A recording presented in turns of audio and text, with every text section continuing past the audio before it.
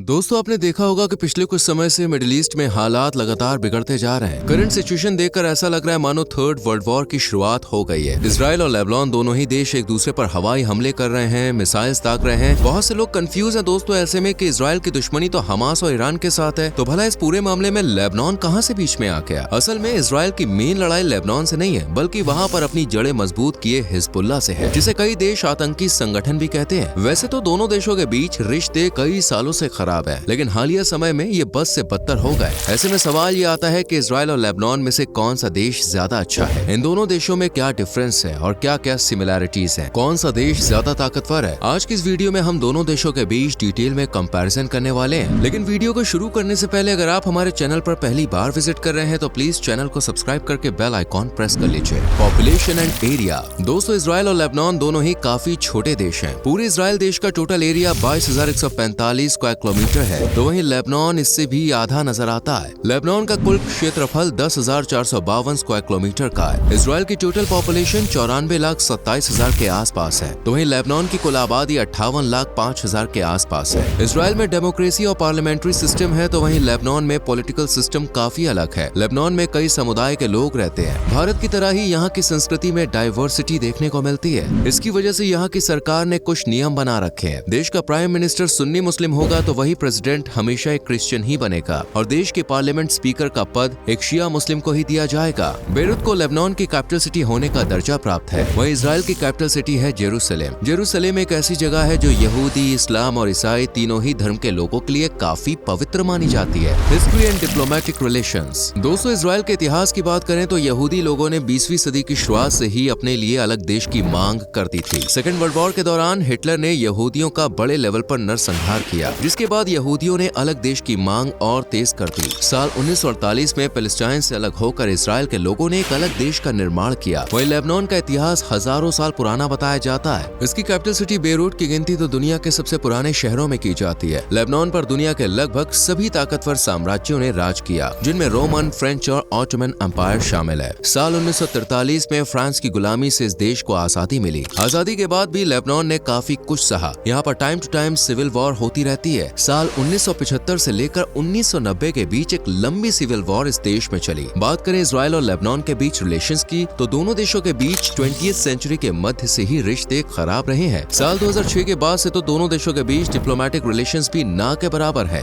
असल में Israel Lebanon के कई हिस्सों को कंट्रोल करना चाहता था, लेकिन हिजबुल्लाह ग्रुप ने इजराइल को लेबनान से खदेड़ने का काम किया, जिसकी वजह से दोनों देशों के रिश्ते खराब हो रहे हैं। GDP and per capita income. दोस्तों दो देशों के बीच कंपैरिजन करना हो तो वहाँ की जीडीपी सब कुछ बयां करने के लिए काफी है। वर्तमान समय में इजराइल की कुल जीडीपी 528.07 बिलियन डॉलर्स है, जो आबादी के हिसाब से एक अच्छी और मजबूत इकोनॉमी मानी जाती है। वहीं लेबनान एक लोअर मिडिल क्लास ग्रुप वाली कंट्री है। देश की टोटल जीडीपी 22.58 बिलियन डॉलर्स है। हैरानी की बात तो यह है कि इतना पैसा तो इजराइल सिर्फ अपने डिफेंस सेक्टर पर ही हर साल खर्च कर देता है। दोनों देशों की पर कैपिटा इनकम में भी एक बड़ा अंतर देखने को मिलता है। इजराइल के लोग सालाना 53,111 डॉलर से ज्यादा की कमाई कर लेते हैं, और इनकी गिनती दुनिया के महंगे देशों में की जाती है। वहीं लेबनान के लोग की सालाना पर कैपिटा इनकम 3,350 डॉलर्स के आसपास है। भले ही लेबनान के लोग कम कमाई करते हैं और एक नॉर्मल लाइफस्टाइल जीते हैं, लेकिन यहाँ के लोग एक खुशहाल जीवन व्यतीत करते हैं। यहाँ आज भी लोग अपनी प्राचीन संस्कृति को फॉलो करते हैं, और सभी लोगों के बीच में भाईचारा और प्यार भी देखा जाता है। इजराइल की जीडीपी टेक्नोलॉजी और इंडस्ट्रियल सेक्टर पर बेस्ड है।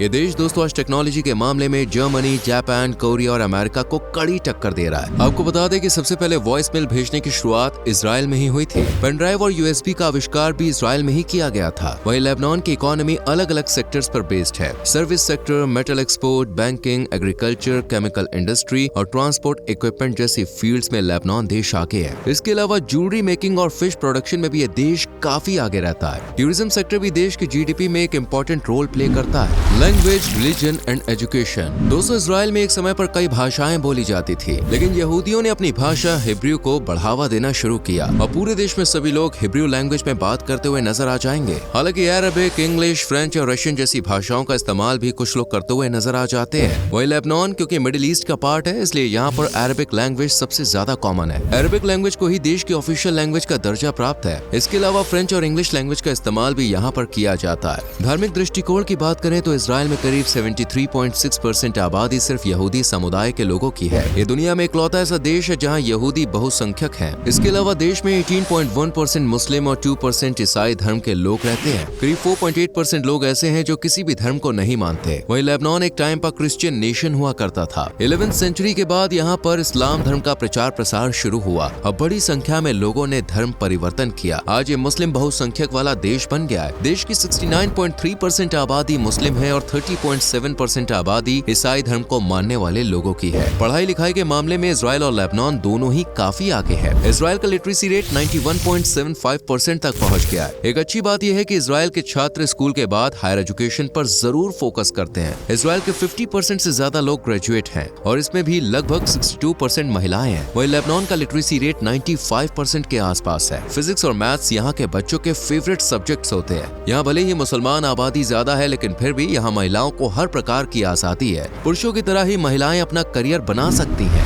Military and defence. दोस्तों, वैसे ताकत के मामले में इन दोनों देशों के बीच कोई कंपैरिजन नजर नहीं आता, क्योंकि हर मामले में इजराइल लेबनान से 4 कदम आगे है। इजराइल का मिलिट्री बजट $30.5 बिलियन है, तो वहीं लेबनान का मिलिट्री बजट $2 बिलियन से भी कम है। इजराइल की आर्मी में एक्टिव पर्सनल की संख्या 1,69,500 के आसपास है, तो वहीं लेबनान के पास सिर्फ 73,000 सैनिकों की आर्मी है। इजराइल के पास 581 एयरक्राफ्ट है, तो लेबनान के पास सिर्फ 67, और लेबनान के पास एक भी फाइटिंग एयरक्राफ्ट नहीं है। इजराइल के पास 126 हेलीकॉप्टर्स हैं, तो वहीं लेबनान के पास सिर्फ 62। इजराइल के कंपैरिजन में लेबनान के पास सिर्फ 10% ही आर्म्ड व्हीकल्स हैं। लेबनान की नौसेना भी ना के बराबर है। इजराइल की सबसे बड़ी ताकत उसके न्यूक्लियर वेपन्स हैं, तो वहीं लेबनान के पास एक भी परमाणु हथियार नहीं है। दोस्तों, ये सब हमने लेबनान कंट्री की आर्मी के बारे में बताया। हिजबुल्लाह का लेबनान की नेशनल आर्मी से कोई कनेक्शन नहीं है। हिजबुल्लाह एक अलग संगठन है और उसकी अपनी अलग आर्मी है। हिजबुल्लाह के पास बैलिस्टिक मिसाइल्स का एक बड़ा जखीरा है, जो ईरान और रूस उसे प्रोवाइड करा रहा है। हालांकि पिछले कुछ समय में इजराइल ने हिजबुल्लाह के कई ठिकानों को ध्वस्त भी किया है।